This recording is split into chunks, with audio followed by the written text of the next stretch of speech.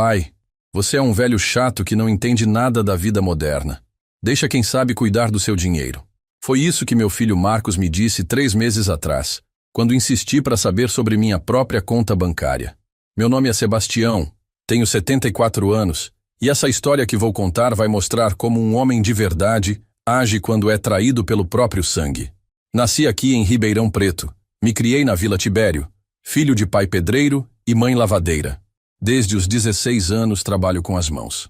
Comecei como ajudante numa oficina mecânica na Avenida Jerônimo Gonçalves, carregando peça pesada, limpando motor sujo de óleo velho.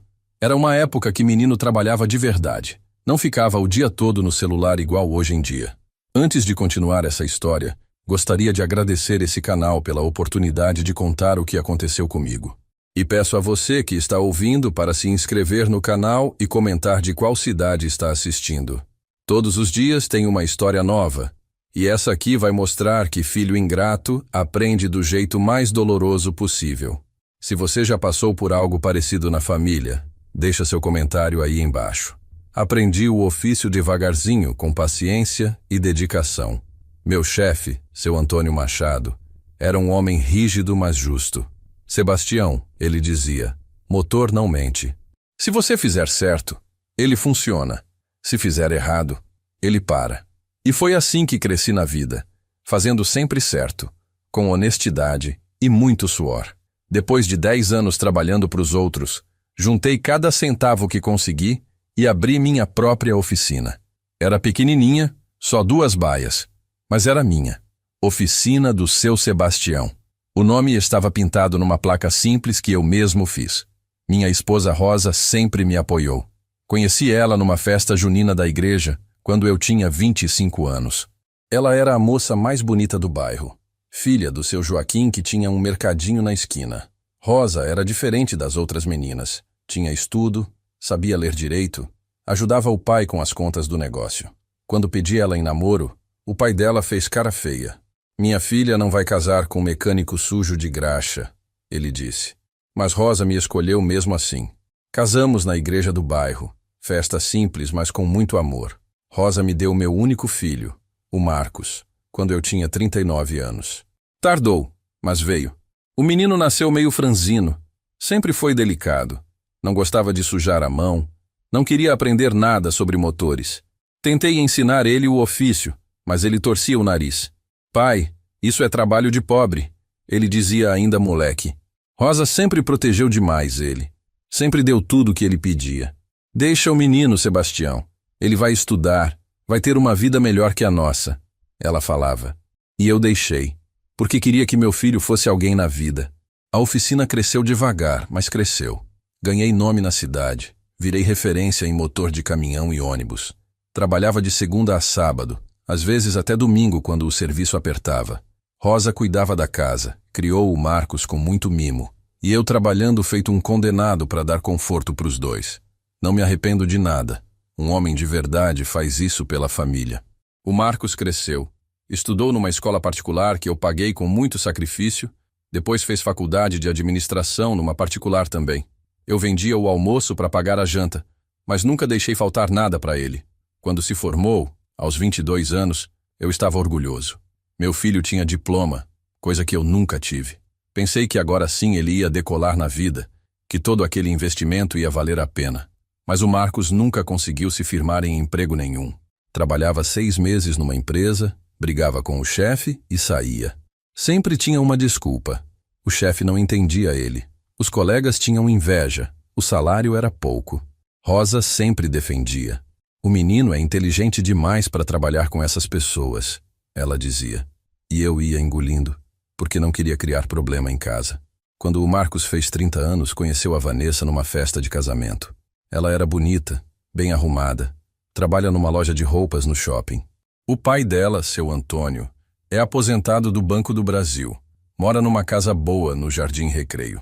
Desde que começou a namorar a Vanessa, o Marcos mudou. Começou a falar diferente, a vestir roupa mais cara, a andar de carro financiado. Pai, agora eu preciso me apresentar bem, né? A família da Vanessa tem um padrão, ele dizia. Foi aí que começaram os pedidos de dinheiro. Sempre uma emergência. Sempre uma promessa de devolver logo. Pai, me empresta 5.000 para a entrada do carro? Eu devolvo no fim do mês. E eu emprestava, porque era meu filho. Pai, preciso de 3.000 para comprar o anel de noivado. É só até eu receber a comissão. E eu dava, porque queria ver ele feliz. Rosa sempre apoiava. Sebastião, o menino está construindo a vida dele. A gente tem que ajudar, ela falava. O casamento foi numa chácara cara. Eu paguei metade de tudo. Festa bonita, muita gente. A família da Vanessa toda de roupa importada. Eu me senti meio deslocado no meio daquele povo. Mas estava feliz porque meu filho estava realizando o sonho dele. Rosa chorou de emoção na igreja.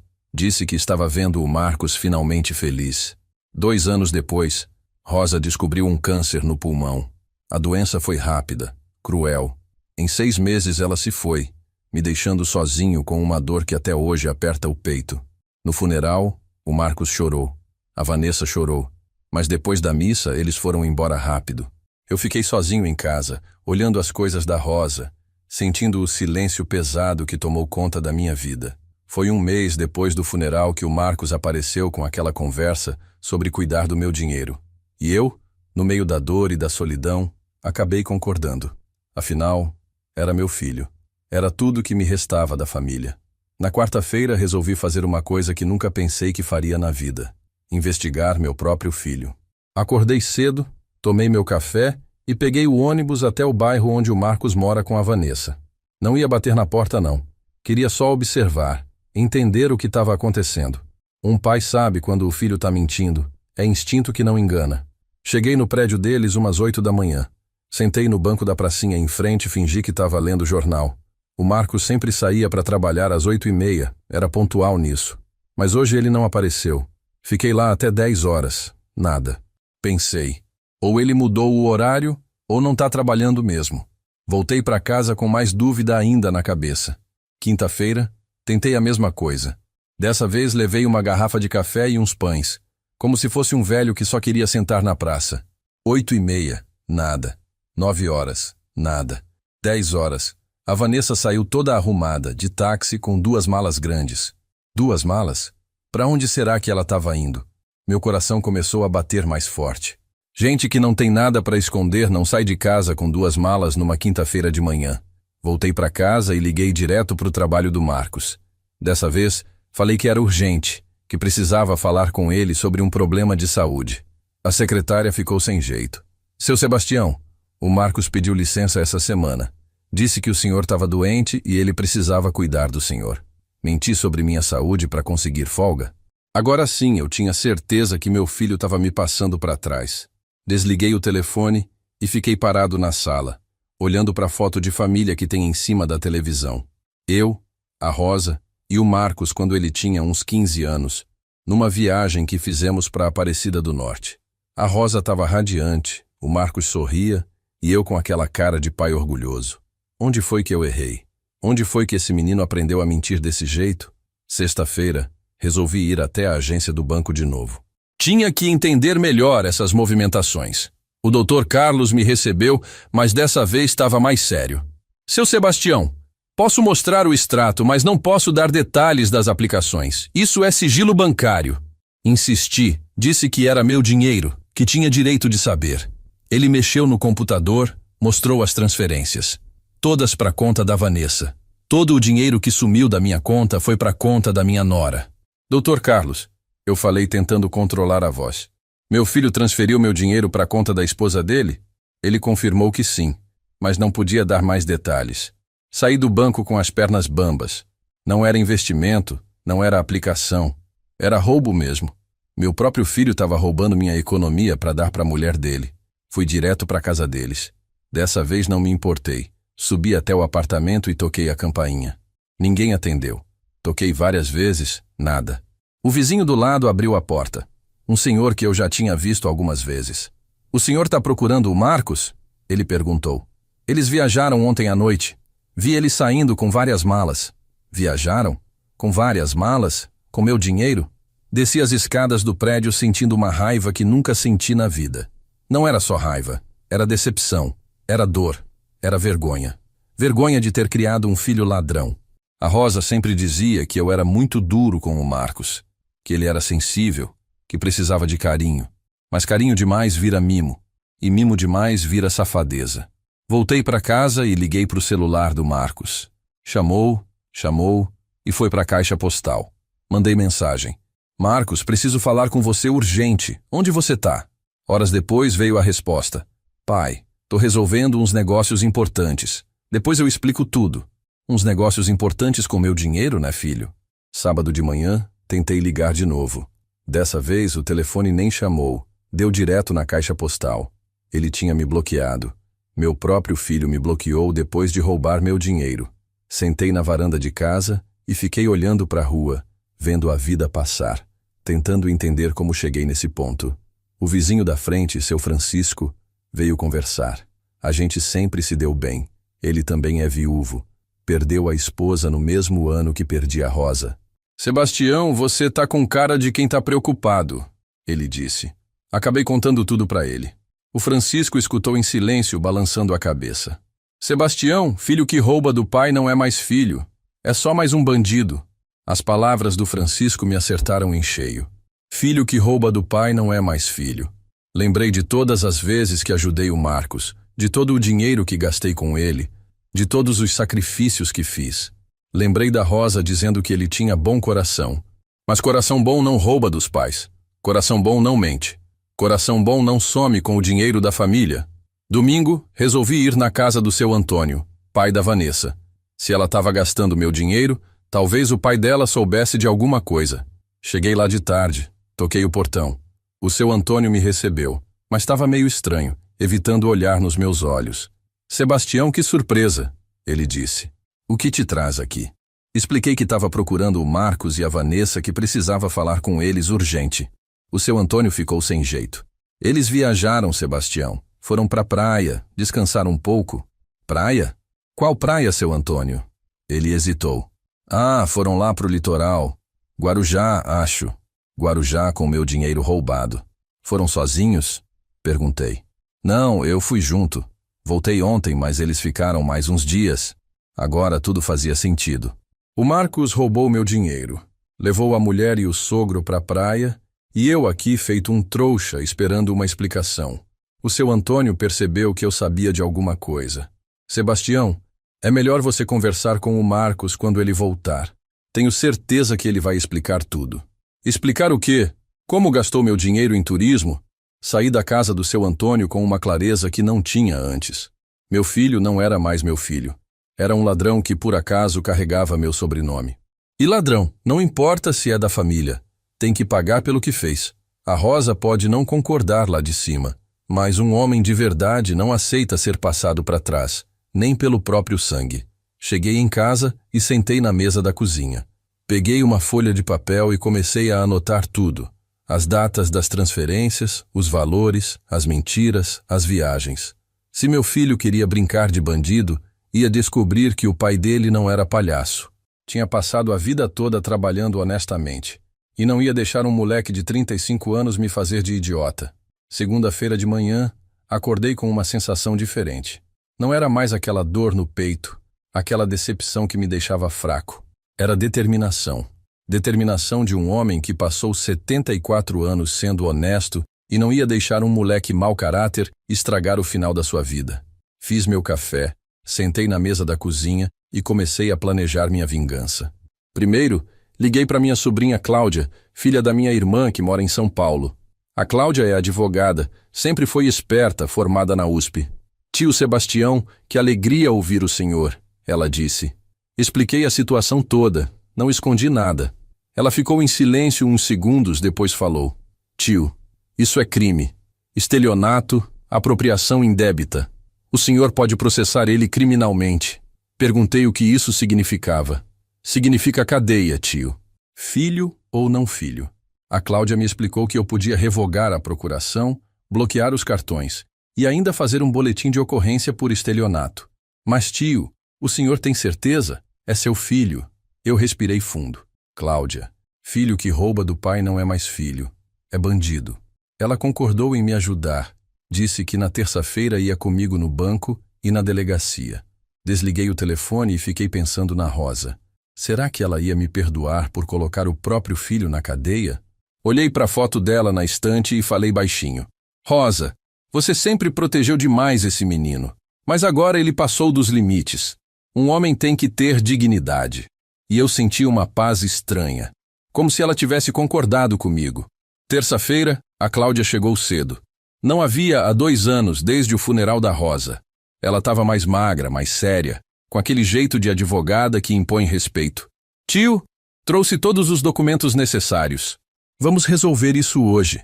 Fomos primeiro no banco. O Dr. Carlos ficou surpreso quando viu a Cláudia comigo. Seu Sebastião, a senhora é... Sou advogada dele. A Cláudia respondeu seca. Queremos revogar a procuração e bloquear todos os cartões vinculados a essa conta. O processo foi mais rápido do que eu imaginava. Em 2 horas, o Marcos não tinha mais acesso à minha conta. Todos os cartões foram cancelados. A Cláudia ainda pediu um extrato completo dos últimos 6 meses. Precisamos de tudo documentado para o processo criminal. Ela explicou para o Dr. Carlos. Ele ficou meio sem jeito, mas fez tudo certinho. Saímos do banco e fomos direto para a delegacia. O delegado era um homem sério, uns 50 anos, que escutou minha história sem interromper. Seu Sebastião, o senhor tem certeza que quer fazer isso? É seu filho. Todo mundo me perguntava a mesma coisa, como se ser filho desse direito de roubar. Doutor, eu respondi, se fosse um estranho que roubasse 160 mil reais meus, o senhor faria alguma coisa? Ele concordou e registrou o boletim de ocorrência. A Cláudia explicou que agora era só esperar. A polícia ia investigar, chamar o Marcos para depor, e se comprovasse o crime, ele ia ser indiciado. Pode dar cadeia, tio, de 2 a 5 anos. Eu senti um aperto no coração, mas não voltei atrás. Algumas lições só se aprendem do jeito mais doloroso. Voltei para casa e tentei seguir minha rotina normal. Fui no mercado, conversei com os vizinhos, assisti meus programas de televisão, mas no fundo estava esperando o telefone tocar, esperando o Marcos descobrir que não era mais o espertão que pensava que era. Quarta-feira passou. Nada. Quinta-feira, nada. Sexta-feira de manhã o telefone tocou. Era um número que eu não conhecia. Atendi. Alô? Pai, sou eu, o Marcos. A voz dele estava diferente, nervosa, apressada. Pai, preciso falar com o senhor urgente. Posso ir aí? Eu respondi calmo. Pode vir, filho. Estou em casa. Ele chegou em casa umas 2 horas depois. Quando abriu o portão, eu vi que ele estava abatido, com cara de quem não dormiu direito. A Vanessa não estava com ele. Entrou em casa meio ressabiado, como se soubesse que alguma coisa tinha mudado. Pai, precisamos conversar, ele disse sentando na sala. Podem conversar mesmo, filho. Temos muito assunto. O Marcos começou com aquela lábia de sempre. Pai, sei que o senhor está preocupado com o dinheiro, mas eu posso explicar tudo. Eu deixei ele falar. Fiz uns investimentos, uns negócios que deram errado. Mas eu vou devolver tudo, pai. Só preciso de um tempo. Mentira em cima de mentira. Marcos, eu disse olhando bem nos olhos dele. Você não fez investimento nenhum. Você transferiu meu dinheiro para a conta da Vanessa e foi viajar. Ele ficou branco. Pai, como o senhor sabe disso? Filho, eu não sou o velho bobo que você pensa que eu sou. Fui no banco, vi tudo. Conversei com o pai da Vanessa. Sei que vocês foram para a praia com meu dinheiro. O Marcos começou a gaguejar. Pai, não foi assim, eu posso explicar. Explica então, filho. Explica como você mentiu para a empresa dizendo que eu estava doente. Explica por que me bloqueou no telefone. Ele tentou levantar da cadeira, mas eu fiz sinal para ele sentar. Não terminei de falar ainda. Minha voz saiu mais firme que eu esperava. Marcos, você revogou minha procuração. Seus cartões estão todos cancelados. E tem mais uma coisa. Registrei um boletim de ocorrência contra você por estelionato. Os olhos dele arregalaram. Pai, o senhor fez o quê? Você me ouviu direito. Estelionato. Apropriação indébita. Pode dar cadeia. O Marcos caiu no choro. Pai, pelo amor de Deus, eu sou seu filho. Como o senhor pode fazer isso comigo? Eu me levantei da cadeira e fui até a estante. Peguei a foto da Rosa. Sabe o que sua mãe sempre me dizia, Marcos? Que você tinha bom coração. Mas coração bom não rouba dos pais. Coração bom não mente. Coração bom não some com 160 mil reais da família. Ele tentou se aproximar de mim. Pai, eu estava desesperado. A Vanessa estava pressionando. O pai dela sempre falando que eu não dava conta de sustentar ela direito. Eu só queria impressionar eles. E você achou que roubar de mim ia resolver sua vida? Que usar meu suor para bancar suas férias ia te fazer homem? Minha voz estava subindo. Anos de decepção saindo de uma vez. Marcos, você tem até segunda-feira para devolver os 160 mil reais. Cada centavo. Se não devolver, o processo segue e você vai explicar para a polícia onde gastou o dinheiro do seu pai. Ele continuou chorando. Pai, eu não tenho esse dinheiro todo. Gastei com a viagem, com umas coisas da Vanessa. Então você vai arranjar. Vende o carro, pede emprestado para a família da sua mulher, faz o que for preciso. Mas até segunda-feira esse dinheiro tem que estar na minha conta. Ele saiu de casa chorando, prometendo que ia dar um jeito. Eu fiquei sozinho na sala, olhando para a foto da Rosa. Rosa, falei baixinho. Talvez agora nosso filho aprenda a ser homem de verdade. E pela primeira vez em meses, senti que tinha feito a coisa certa. O final de semana foi o mais silencioso da minha vida. Nem o Marcos ligou, nem apareceu em casa. Eu fiquei na minha rotina, mas com o ouvido atento ao telefone. Sabia que ele estava correndo atrás do dinheiro, provavelmente desesperado, tentando inventar alguma coisa para não ir preso. E eu não sentia pena nenhuma. Quando a gente planta vento, colhe tempestade.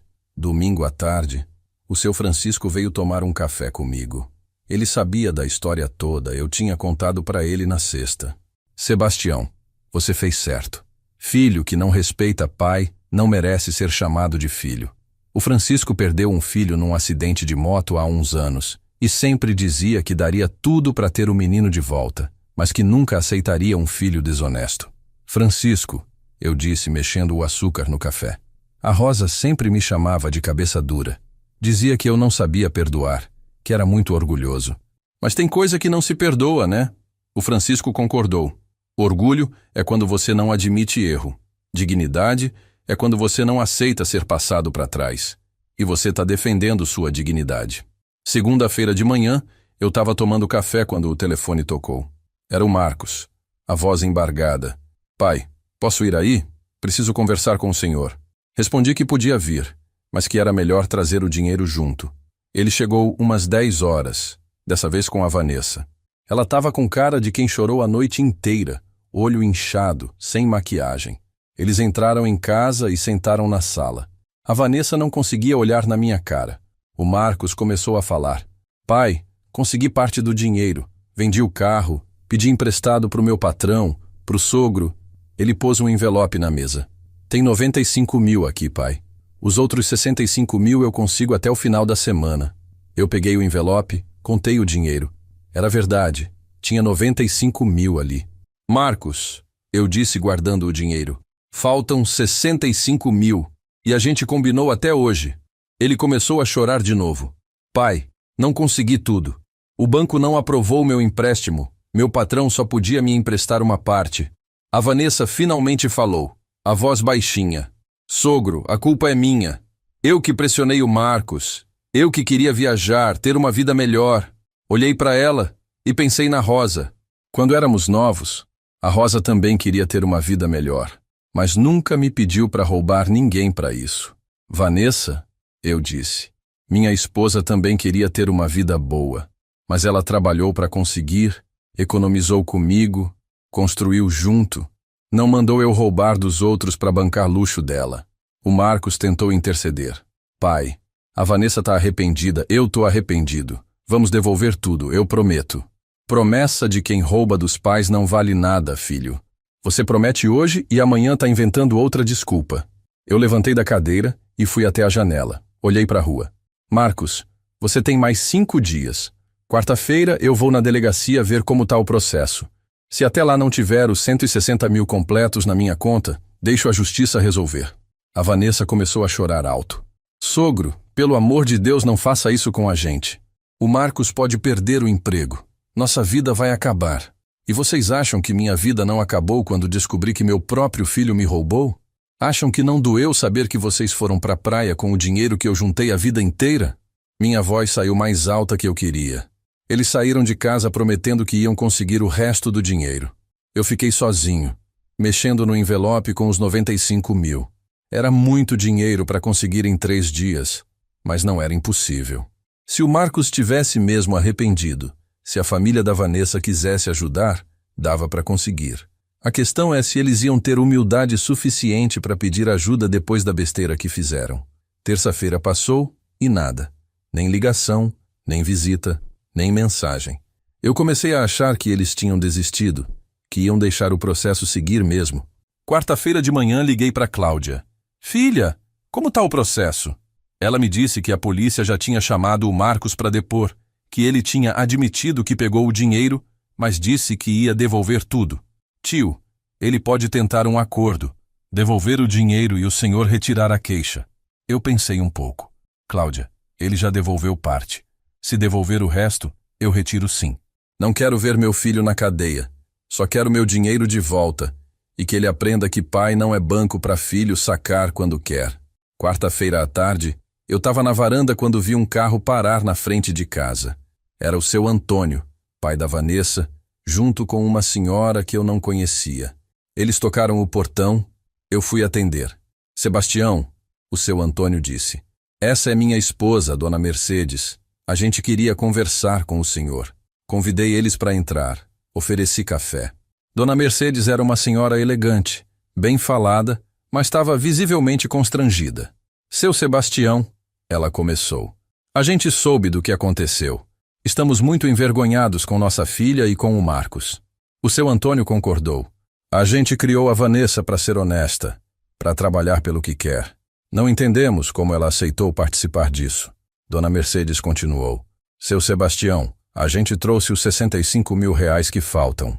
É nossa poupança, dinheiro que a gente guardou para a aposentadoria, mas não podemos deixar nossa filha e nosso genro serem presos por causa disso. Ela tirou um envelope da bolsa. Só pedimos que o senhor retire a queixa.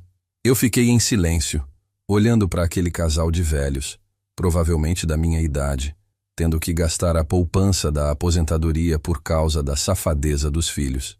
Seu Antônio, dona Mercedes, eu aceito o dinheiro. Mas quero deixar uma coisa clara. Não vou retirar a queixa por causa do dinheiro. Vou retirar porque vocês vieram aqui com dignidade, assumiram o erro da filha de vocês e mostraram que ainda existem pessoas honradas nesse mundo. Peguei o envelope, contei o dinheiro. Estava tudo certo. Agora quero que vocês levem um recado para o Marcos e para a Vanessa. Da próxima vez que quiserem uma vida melhor, trabalhem para conseguir. Não venham roubar dos pais. Dona Mercedes chorou baixinho. Seu Sebastião, pode ter certeza que nossa filha vai aprender a lição. E o senhor pode contar com a gente para qualquer coisa. Depois que eles saíram, eu sentei na varanda e fiquei pensando. Tinha meu dinheiro de volta. Tinha a dignidade preservada. E meu filho tinha aprendido que ações têm consequências. Não era a reconciliação que a Rosa sonhava, mas era a justiça que eu precisava fazer. Às vezes, educar um filho requer coragem de machucá-lo para evitar que ele machuque outros. Na quinta-feira de manhã, liguei para Cláudia e pedi para ela ir comigo na delegacia retirar a queixa. O delegado me recebeu com aquela cara de quem já sabia o que ia acontecer. Seu Sebastião, imagino que veio aqui porque conseguiu o dinheiro de volta. Confirmei que sim, que queria retirar a queixa. Doutor, meu filho errou, mas a família da esposa dele fez o certo. Pessoas boas não merecem pagar pelo erro dos outros. O delegado preencheu os papéis. Me explicou que o processo seria arquivado, que não teria mais nada contra o Marcos. Mas seu Sebastião, ele disse, esse tipo de situação tende a se repetir. Filho que rouba dos pais uma vez, geralmente rouba de novo. Eu olhei para ele e respondi, doutor, da próxima vez ele não vai ter acesso ao meu dinheiro. Essa lição eu já aprendi. Saí da delegacia com uma sensação estranha. Não era alívio, não era tristeza. Era como se um capítulo da minha vida tivesse terminado ali. O Sebastião que confiava cegamente no filho tinha morrido naquela sala da delegacia. O que sobrou foi um homem mais cauteloso, mais desconfiado, mas também mais consciente do seu próprio valor. Voltei para casa e decidi organizar minha vida financeira de vez. Fui no banco, abri uma nova conta, dessa vez só no meu nome. Transferi todo o dinheiro para lá, troquei as senhas, cancelei cartões antigos. Doutor Carlos, eu disse para o gerente, dessa vez só eu tenho acesso, ninguém mais. Se eu morrer, o banco pode ficar com tudo, mas enquanto eu estiver vivo, só eu mexo nesse dinheiro. No sábado, estava regando as plantas na varanda quando vi o Marcos parar na frente de casa. Ele ficou uns minutos dentro do carro como se tivesse coragem de descer. Quando finalmente saiu, veio andando devagar, com aquela cara de cachorro sem dono. Abriu o portão e chegou perto de mim. Pai, posso conversar com o senhor? Continuei regando as plantas, sem olhar para ele. Pode falar, Marcos. Estou ouvindo. Ele respirou fundo. Pai, queria agradecer por ter retirado a queixa. E queria pedir desculpas. Pelo que fiz, pelas mentiras, por tudo. Eu parei de regar e olhei nos olhos dele. Marcos, suas desculpas não devolvem a confiança que você quebrou. Não apagam a humilhação que você me fez passar. Ele começou a chorar de novo. Pai, sei que estraguei tudo. Sei que o senhor nunca mais vai confiar em mim. Mas queria que soubesse que estou arrependido de verdade. Eu guardei a mangueira. Sentei na cadeira da varanda. Marcos, você sabe qual foi o pior momento dessa história toda? Não foi descobrir que você roubou meu dinheiro. Foi quando você me chamou de velho chato no telefone. Ele baixou a cabeça. Pai, eu estava nervoso, pressionado. Não, filho. Você falou o que pensava. E naquele momento eu entendi que para você, eu não era mais seu pai. Era só um obstáculo atrapalhando seus planos. Minha voz saiu mais baixa que eu esperava. Você sabe quantas vezes eu ouvi isso na vida? Quantas vezes alguém me desrespeitou assim? Nunca, Marcos. Nem meus clientes mais ignorantes falaram comigo desse jeito. O Marcos se ajoelhou na frente da minha cadeira. Pai, pelo amor de Deus, me perdoa. Eu não sabia o que estava falando, estava desesperado. Eu coloquei a mão no ombro dele. Marcos, eu perdoo você, mas perdoar não significa esquecer. Não significa que as coisas vão voltar a ser como antes. Ele levantou a cabeça esperançoso. Pai, a gente pode tentar reconstruir? Filho, você tem 35 anos. Não é mais um menino que faz besteira e depois pede desculpa. Você é um homem adulto que tomou decisões conscientes. Decidiu me roubar, decidiu mentir, decidiu me desrespeitar. Agora tem que viver com as consequências. Eu levantei da cadeira. A partir de hoje você é bem-vindo nesta casa como visita, não como filho que tem direitos e privilégios. A cara dele mudou. Pai, o que o senhor quer dizer com isso? Quero dizer que não vou mais emprestar dinheiro para você. Não vou mais resolver seus problemas. Não vou mais passar a mão na sua cabeça quando você fizer besteira. Se quiser manter contato comigo, vai ser nos meus termos. Ele ficou parado, processando o que eu tinha falado. Pai, mas eu sou seu filho. E eu sou seu pai. Mas ser pai não significa ser bobo. Não significa aceitar qualquer coisa porque o outro carrega meu sobrenome. Eu olhei para ele com a mesma firmeza que usava quando era mais novo. Marcos, se você quiser reconstruir nossa relação, vai ter que mostrar com atitudes, não com palavras. Vai ter que provar que mudou, que cresceu, que aprendeu. Ele ficou ali parado uns minutos, esperando eu mudar de ideia talvez. Mas eu não mudei. Pai, posso vir almoçar domingo que vem? Pode. Mas traga sua comida. E se a Vanessa vier junto, quero que ela me peça desculpas pessoalmente pelo que fez. Ele concordou com a cabeça. E Marcos, uma última coisa. Se você mentir para mim de novo, se tentar me passar para trás mais uma vez, você sai da minha vida para sempre. Não vai ter terceira chance. Ele saiu de casa caminhando devagar, olhando para trás algumas vezes. Eu voltei a regar as plantas, mas minha cabeça estava fervilhando. Não era fácil ser duro com o próprio filho, mas era necessário. A Rosa sempre dizia que eu era muito rígido, mas talvez se eu tivesse sido mais rígido quando o Marcos era criança, ele não teria virado o homem que se tornou. No domingo ele veio almoçar. Trouxe um frango assado e um refrigerante. A Vanessa veio junto. Pediu desculpas chorando. Disse que estava muito arrependida. Almoçamos em silêncio, conversas básicas, nada profundo. Quando eles foram embora, eu senti que alguma coisa tinha mudado entre nós. Não era mais a relação de pai e filho que a Rosa sonhava. Era uma relação de respeito mútuo, baseada em limites claros. Aquela noite, sentei na varanda e fiquei olhando as estrelas.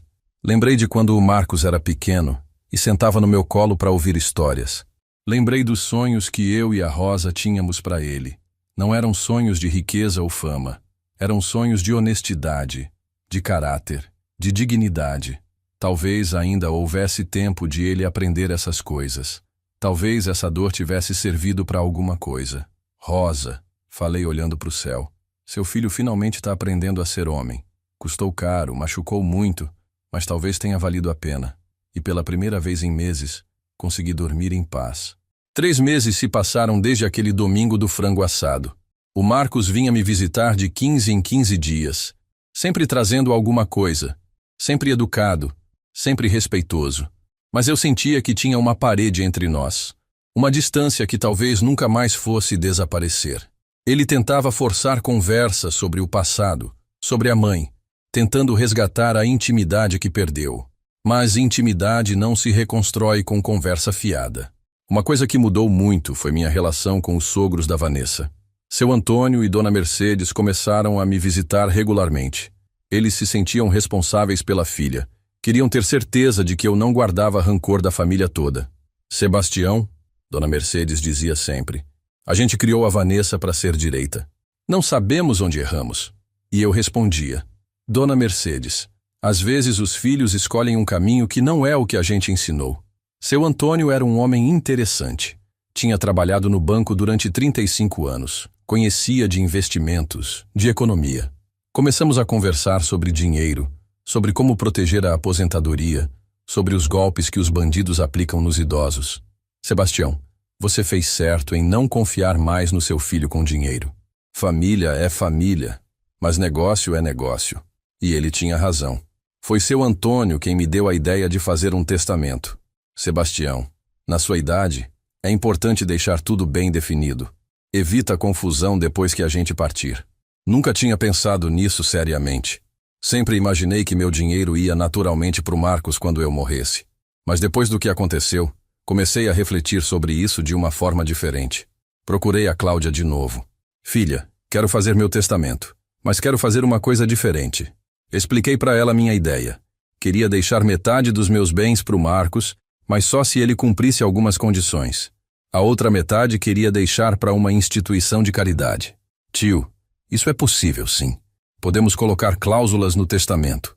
Sentamos para conversar sobre as condições.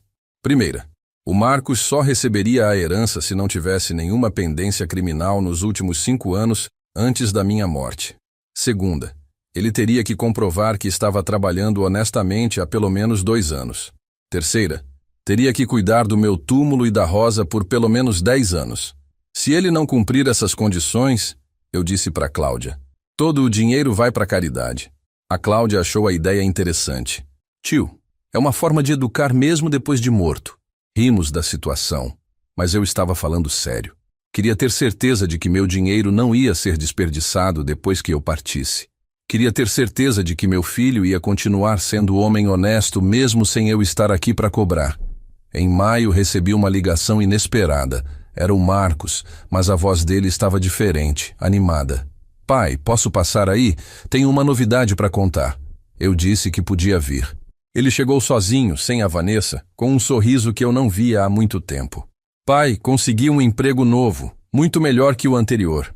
Contou que tinha conseguido uma vaga numa empresa de construção civil como vendedor de apartamentos.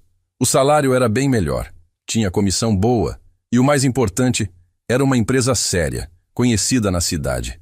Pai, o gerente me disse que conhece o senhor. Falou que o senhor já fez uns serviços elétricos para os prédios deles. Fiquei curioso para saber quem era. O nome dele é Roberto Santos. Ele disse que o senhor é conhecido na cidade como um eletricista muito honesto.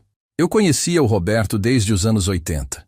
Ele começou como pedreiro e hoje tem uma das maiores construtoras de Ribeirão Preto. Sempre foi um homem direito, sério com os compromissos. Marcos, eu disse, se você conseguiu trabalho com o Roberto, foi porque ele viu alguma coisa boa em você. Não decepcione ele. O Marcos continuou. Pai, o Roberto me perguntou sobre o senhor.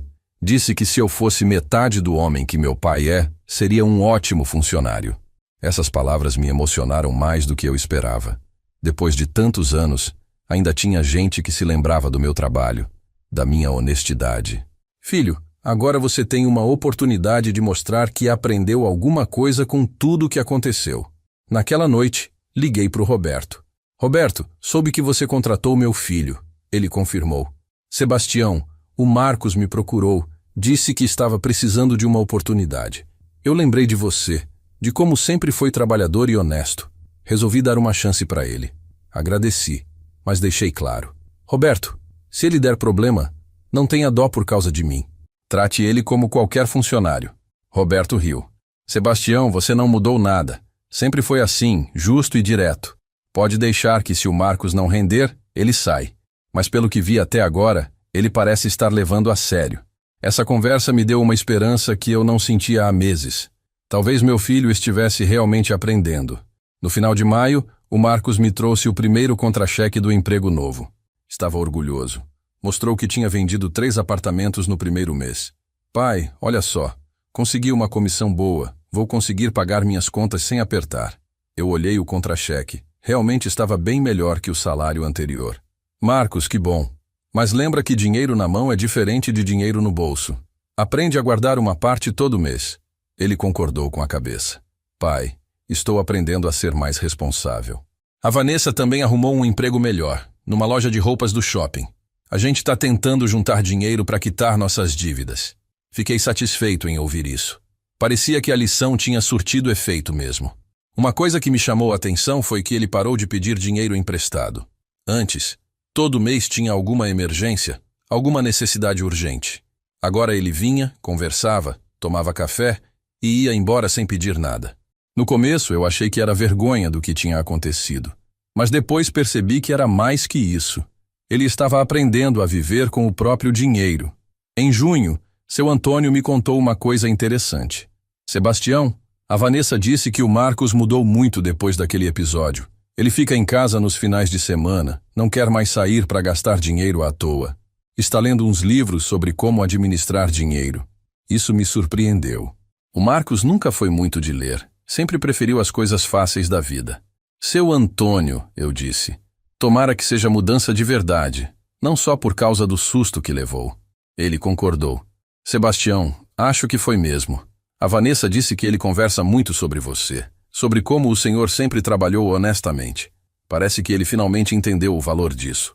Naquela noite sentei na varanda e fiquei pensando em tudo o que tinha acontecido. A dor, a traição, a vingança, o perdão. Foi um processo difícil, doloroso, mas talvez necessário. Às vezes um pai precisa ser duro com o filho para ele aprender a ser homem. A Rosa pode não ter concordado com meus métodos, mas eu tinha a impressão de que lá do céu ela estava vendo o resultado. Agosto trouxe uma surpresa que eu não esperava. O Marcos apareceu em casa num sábado de manhã, sozinho, com uma expressão séria que me fez pensar que alguma coisa tinha acontecido. Pai, preciso conversar com o senhor sobre uma coisa importante. Meu coração disparou. Será que ele tinha aprontado de novo? Será que tinha perdido o emprego? Fala, filho. Estou ouvindo. Ele respirou fundo e disse, Pai, a Vanessa está grávida. Eu fiquei em silêncio por uns segundos, processando a informação. Ia ser avô. Depois de tudo o que tinha acontecido, depois de toda aquela confusão, ia ganhar um neto. E como vocês estão com isso? Perguntei. Assustados, pai, mas felizes também. A gente não estava planejando agora, mas aconteceu. Ele continuou. Pai, queria pedir uma coisa para o senhor. Sei que não tenho mais moral para pedir favor, mas queria que o senhor me ajudasse a ser um pai melhor do que eu fui como filho. Essas palavras me pegaram desprevenido. Era a primeira vez que ele assumia claramente que tinha sido um filho ruim. Marcos, que tipo de ajuda você está pedindo? Quero que o senhor me ensine a educar meu filho do jeito certo. A dar valor ao trabalho, à honestidade, a ter caráter. Ele pausou, olhou para baixo. Pai, eu sei que decepcionei o senhor e minha mãe. Sei que não fui o filho que vocês mereciam, mas não quero que meu filho seja como eu fui. Pela primeira vez em meses, eu senti que o Marcos estava falando do fundo do coração. Filho, eu disse, educar não é só falar, é dar exemplo. Seu filho vai aprender mais olhando para você do que ouvindo você falar. Ele concordou com a cabeça. É por isso que quero mudar, pai. Quero que meu filho tenha orgulho de mim. Como eu devia ter tido orgulho do senhor, mas só aprendi a ter depois que quase perdi tudo. Combinamos que ele ia trazer a Vanessa para conversarmos sobre a gravidez. Na semana seguinte, eles vieram juntos. A Vanessa estava com 3 meses, já tinha feito os primeiros exames. Ela estava diferente, mais madura, menos fútil. Sogro, ela disse, quero pedir desculpa de novo pelo que fizemos. E quero que o senhor saiba que a gente quer criar nosso filho com os valores que o senhor ensinou para o Marcos. Ficamos conversando sobre nome, sobre os preparativos, sobre como eles iam se organizar financeiramente.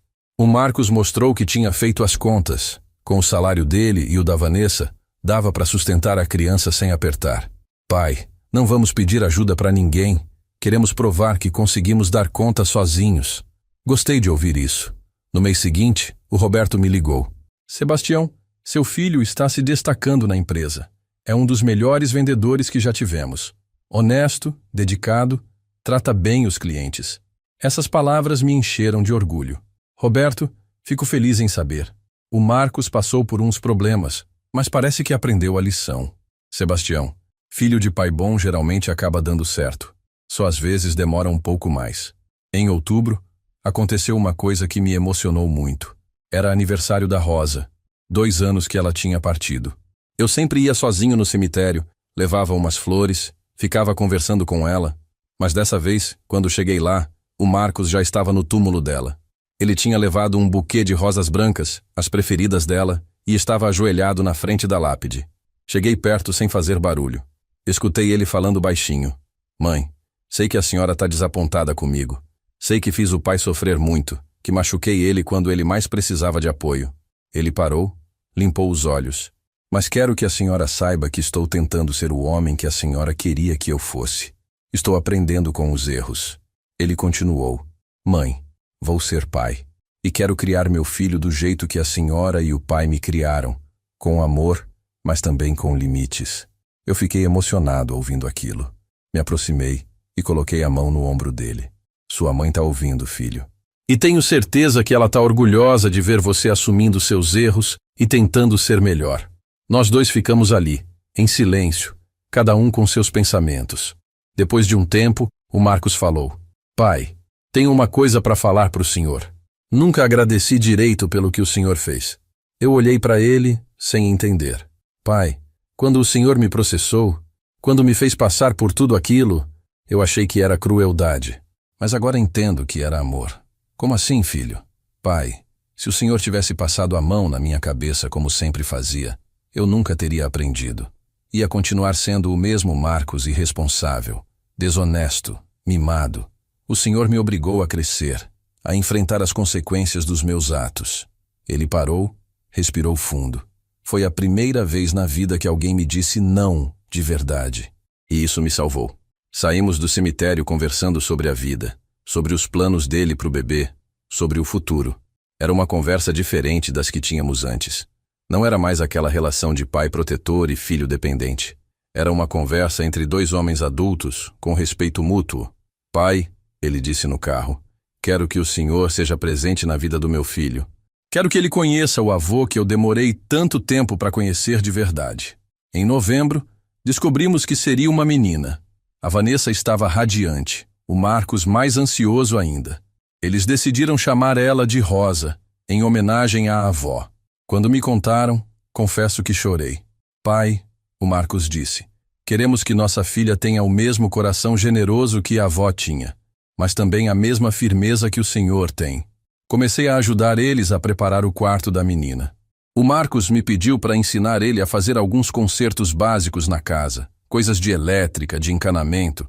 Pai, quero aprender essas coisas. Um homem tem que saber cuidar da própria casa. Ficamos sábados inteiros mexendo em tomadas, trocando chuveiros, consertando torneiras. Era como se estivéssemos recuperando o tempo perdido. Durante esses trabalhos, conversávamos sobre tudo. Ele me contou como se sentia culpado, como tinha vergonha do que tinha feito, como estava trabalhando para ser uma pessoa melhor. Pai, às vezes acordo de noite pensando no que fiz com o senhor, no dinheiro que peguei, nas mentiras que contei. Eu respondia, Marcos, o importante não é o erro que você cometeu, é o que você aprendeu com ele. Uma tarde, enquanto estávamos pintando o quarto da Rosa, ele me perguntou, pai, o senhor me perdoou mesmo? Parei de pintar, olhei para ele. Filho, perdoei no dia que você veio aqui chorar e pedir desculpas, mas perdoar não significa esquecer. Significa dar uma nova chance para você mostrar quem você realmente é. Ele sorriu pela primeira vez desde que tudo começou. Pai, prometo que não vou desperdiçar essa chance. Dezembro chegou com a expectativa do nascimento da Rosa. O Marcos estava nervoso, ansioso, mas também determinado a ser um bom pai. Pai, ele me disse numa dessas tardes de trabalho, obrigado por não ter desistido de mim. Obrigado por ter me ensinado que ações têm consequências. Obrigado por ter me mostrado que um homem de verdade assume seus erros e trabalha para corrigi-los. E eu respondi, filho, foi isso que um pai faz, mesmo quando dói. Rosa chegou numa manhã de janeiro, chorando alto, com os pulmõezinhos funcionando perfeitamente. Eu estava na sala de espera do hospital quando o Marcos saiu da maternidade, ainda de roupa cirúrgica, com os olhos vermelhos de tanto chorar de emoção. Pai, ela é perfeita. É igualzinha à avó Rosa quando era bebê. Ele me abraçou forte e eu senti que ali, naquele momento, meu filho tinha virado homem de verdade. Quando me levaram para ver a menina, meu coração quase saiu pela boca. Ela era pequenina, delicada, com os olhinhos fechados e uma carinha que me lembrou mesmo da Rosa quando era nova. Peguei ela no colo e senti uma emoção que não sentia há anos. Era como se a vida tivesse me dado uma segunda chance de fazer tudo certo. Oi, minha princesa. Eu sussurrei no ouvido dela. Vô Sebastião vai cuidar muito bem de você. O Marcos estava observando tudo com aquela cara de pai babão. Pai, quero que o senhor seja presente na vida dela. Quero que ela conheça as histórias da família, que aprenda os valores que o senhor me ensinou, mesmo que eu tenha demorado para entender. Eu olhei para ele e vi um homem diferente. Não era mais o Marcos irresponsável que eu conhecia. Era um pai preocupado com o futuro da filha. Nos primeiros meses, eu ia na casa deles quase todo dia. Ajudava com o que podia, dava conselhos, ficava com a Rosa quando eles precisavam sair. A Vanessa tinha mudado muito também. Virou uma mãe dedicada, deixou de lado as futilidades e se concentrou em cuidar da família. Sogro, ela me disse um dia, obrigada por não ter desistido da gente. A Rosa vai ter a sorte de ter um avô que ensina o que é certo e errado. Uma coisa que me chamou muito a atenção foi como o Marcos lidava com dinheiro agora. Ele fazia planilhas, controlava os gastos, guardava uma parte do salário todo mês. Pai, quero ter uma reserva para Rosa. Se um dia ela precisar de alguma coisa, quero poder ajudar sem ter que pedir dinheiro emprestado para ninguém. Era exatamente o contrário do que ele fazia antes. Em março, aconteceu uma coisa que me deixou muito orgulhoso. O Roberto me ligou. Sebastião, preciso falar com você sobre o Marcos. Meu coração acelerou. Pensei que ele tinha feito alguma besteira. Calma, é coisa boa, o Roberto disse rindo. Quero promover seu filho para supervisor de vendas. Ele é o funcionário mais dedicado que tenho. Supervisor aos 35 anos? O Marcos tinha conseguido algo que levou décadas para conquistar. Quando o Marcos me contou da promoção, ele estava radiante, mas também preocupado. Pai, é muita responsabilidade. Vou cuidar de uma equipe de 10 vendedores. E se eu não der conta? Eu olhei para ele e disse, filho, responsabilidade é o que faz um homem crescer. E você já provou que sabe assumir responsabilidade. Ele sorriu, mas eu via que ainda tinha aquela insegurança de quem demorou para amadurecer. A promoção veio com um aumento significativo no salário. Pai, ele me disse, agora vou conseguir dar uma vida ainda melhor para Rosa e para Vanessa.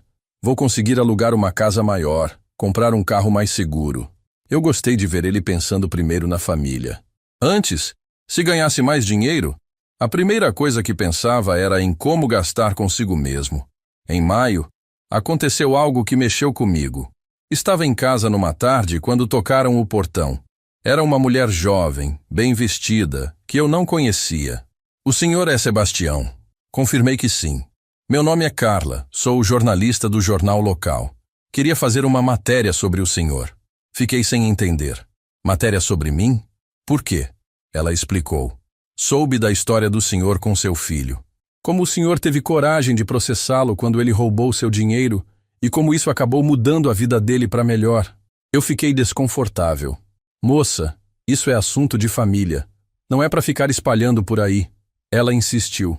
Seu Sebastião, sua história pode inspirar outras famílias que passam pelo mesmo problema. No final, eu aceitei dar a entrevista, mas com uma condição, que ela não colocasse detalhes que pudessem prejudicar o Marcos no trabalho. A matéria saiu no domingo, com o título O avô que ensinou o filho a ser homem. Quando li, fiquei emocionado. Ela tinha escrito de uma forma respeitosa, mostrando que, às vezes, o amor de pai precisa ser duro para ser verdadeiro. O Marcos ficou meio constrangido com a matéria no começo. Pai, todo mundo no trabalho leu. Alguns colegas me perguntaram se era verdade. Eu disse para ele: filho, verdade não envergonha ninguém. Se alguém perguntar, conta a história completa. Conta como você errou e como aprendeu com o erro. Alguns dias depois, ele me disse que tinha conversado com a equipe dele sobre a matéria e que todos tinham respeitado a sinceridade dele. Em junho, a Rosa completou 5 meses. Já sorria, já balbuciava, já reconhecia minha voz. Quando eu chegava na casa deles, ela ficava agitadinha, esticando os bracinhos para mim. O Marcos ficava observando. Pai, ela adora o Senhor. Acho que ela sabe que o vô é especial. Eu carregava ela para todos os lados, mostrava as plantas do quintal, cantava as mesmas músicas que cantava para o Marcos quando ele era bebê.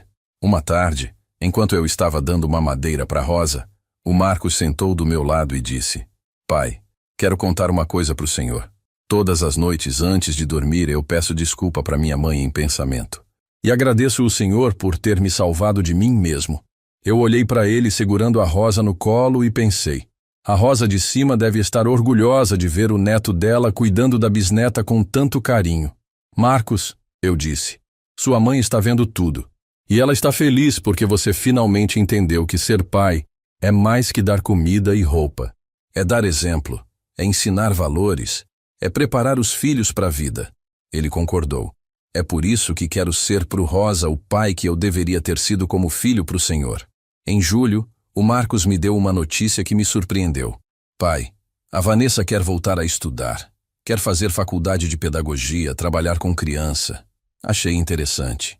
E como vocês vão se organizar? Pai, com meu salário novo dá para pagar a faculdade dela. E enquanto ela estuda à noite, eu fico com a Rosa.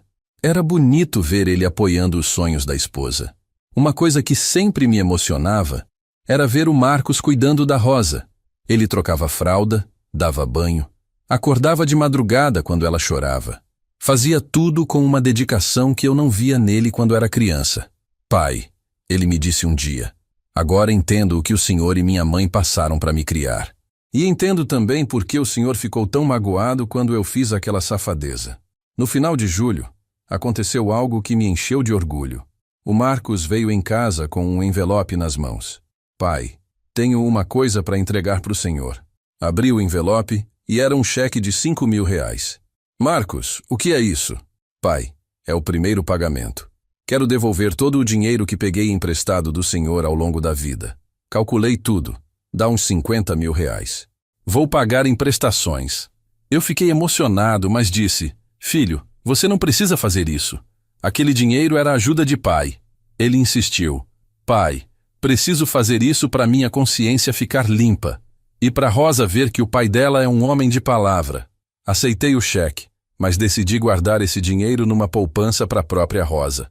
Seria o fundo de educação dela, pago pelo próprio pai. Agosto trouxe outra surpresa boa. A Vanessa passou no vestibular. O Marcos estava radiante. Pai, minha esposa vai ser professora. A Rosa vai ter uma mãe formada na faculdade. Eu via como ele estava orgulhoso da família que estava construindo. Era muito diferente do Marcos que só pensava em aparecer para os outros. Agora ele pensava em substância, em futuro, em legado. Hoje, enquanto escrevo essa história, a Rosa já tem 1 ano e 3 meses. Está engatinhando pela casa, falando vô e me enchendo de alegria todos os dias. O Marcos se tornou o homem que eu sempre sonhei que ele fosse. E a Vanessa virou uma mãe dedicada e uma mulher estudiosa que está no 3º semestre de pedagogia. Quando olho para eles, tenho certeza de que tudo valeu a pena. Há algumas semanas, aconteceu algo que me fez refletir sobre toda essa jornada. Estava no supermercado quando encontrei seu João, um antigo cliente da oficina. Sebastião, ele me disse, soube da história que saiu no jornal sobre você e seu filho. Que coragem que você teve, cara. Eu agradeci, mas ele continuou. Sabe, tenho um filho de 30 anos que só vive me pedindo dinheiro. Nunca trabalha direito. Depois de ler sua história, resolvi cortar o cordão umbilical dele também. Essa conversa me fez perceber que nossa história tinha tocado outras famílias. Tinha inspirado outros pais a terem coragem de educar os filhos adultos. Seu João, eu disse, não é fácil ser duro com o filho. A gente quer proteger, quer ajudar, mas às vezes, ajudar demais é prejudicar. Ele concordou. É verdade, Sebastião. Meu filho precisa aprender a andar com as próprias pernas. Na semana passada, o Marcos me trouxe uma notícia que me deixou orgulhoso e preocupado ao mesmo tempo. A empresa do Roberto estava abrindo uma filial em Campinas, e eles queriam que ele fosse o gerente geral. Pai, é uma oportunidade única. Salário muito melhor, chance de crescer na carreira, mas ele estava em dúvida. O problema é que vou ter que me mudar para Campinas. Vou ficar longe do senhor. Sentamos para conversar sobre isso. Marcos, eu disse, quando um homem tem uma família para sustentar, tem que ir atrás das oportunidades. Campinas não é do outro lado do mundo. É 2 horas de viagem. Ele estava preocupado comigo. Pai, mas quem vai cuidar do senhor? Quem vai fazer companhia? Eu ri. Filho, eu cuidei de mim mesmo a vida inteira. Vou continuar cuidando. Mas a verdade é que a ideia de ficar longe da Rosa me doía um pouco. Já tinha me acostumado a vê-la crescer todo dia, a ouvir seus primeiros balbucios, a sentir aqueles abracinhos apertados.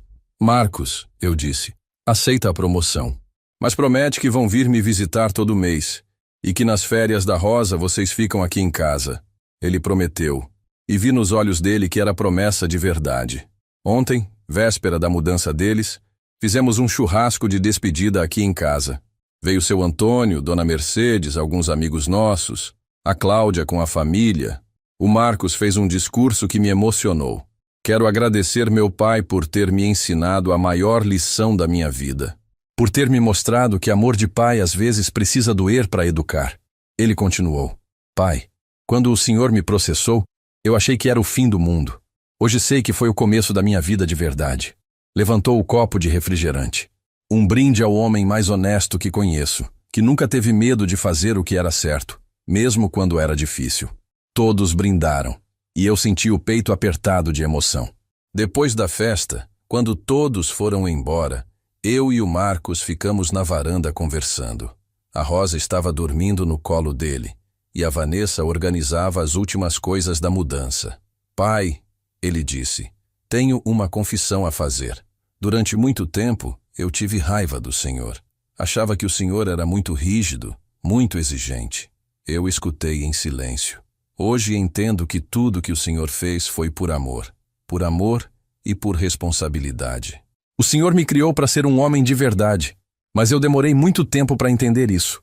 Ele olhou para Rosa dormindo. Agora que sou pai, entendo o que é querer o melhor para os filhos, e entendo que às vezes o melhor não é o mais fácil. Nesta manhã, ajudei eles a carregar as últimas caixas no caminhão da mudança. A Rosa estava inquieta, como se soubesse que algo estava mudando. Quando chegou a hora da despedida, ela esticou os bracinhos para mim e disse, vou, de um jeito que me fez chorar. Vai com papai e mamãe, minha princesa. Eu disse beijando a testinha dela. Vô vai visitar vocês em breve. O Marcos me abraçou forte. Pai, obrigado por tudo. Obrigado por não ter desistido de mim quando eu merecia. Obrigado por ter me dado a chance de ser um homem melhor. Eu retribuí o abraço. Filho, agora você vai escrever sua própria história. Vai ser um pai presente, um marido companheiro, um homem de caráter. E quando sua filha crescer, ela vai ter orgulho do pai que tem. Agora, enquanto os vejo partindo pela rua, sinto uma mistura de saudade e orgulho. Saudade porque vou sentir falta do barulhinho da Rosa pela casa, das conversas com o Marcos, do carinho da Vanessa. Mas orgulho porque consegui cumprir minha missão como pai. Criei um homem de verdade, mesmo que tenha demorado mais tempo do que esperava. Entro em casa e vou até a estante. Pego a foto da Rosa. Mulher, falo olhando para a foto dela. Conseguimos. Nosso filho virou homem. Não do jeito que você sonhava, não pelo caminho mais fácil, mas conseguimos. Sinto uma paz no coração que não sentia há muito tempo. Sei que muita gente vai criticar minha história. Vão dizer que fui muito duro, que pai não processa filho, que família tem que perdoar tudo. Mas eu digo para essas pessoas, amor de pai não é passar a mão na cabeça de filho mau caráter. Amor de pai é ter coragem de educar, mesmo quando dói. É ensinar que ações têm consequências, que respeito se conquista, que dignidade não se negocia. Se você está ouvindo essa história e tem um filho que te desrespeita, que te usa, que não reconhece seu valor, saiba que nunca é tarde para educar. Não importa a idade que ele tenha. Não importa se as pessoas vão criticar você. O importante é fazer o que é certo, mesmo quando é difícil. Minha vingança foi plena porque não foi vingança por maldade. Foi justiça. Foi educação. Foi amor do tipo mais difícil de dar. O amor que educa. E hoje, vendo meu filho como homem de verdade, vendo minha nora estudando para ser professora, vendo minha neta crescendo numa família estruturada, tenho certeza de que fiz a coisa certa. Comenta aí embaixo se essa história tocou seu coração. Se você já passou por algo parecido na família, ou se conhece alguém que precisa ouvir essa mensagem, compartilha com quem você acha que precisa saber que pai de verdade educa, mesmo quando dói. E se você gostou da minha história, segue esse canal porque tem muita história de vida verdadeira aqui para você ouvir. Que Deus abençoe vocês. E lembrem-se, nunca é tarde para aprender, nunca é tarde para mudar e nunca é tarde para ser uma pessoa melhor.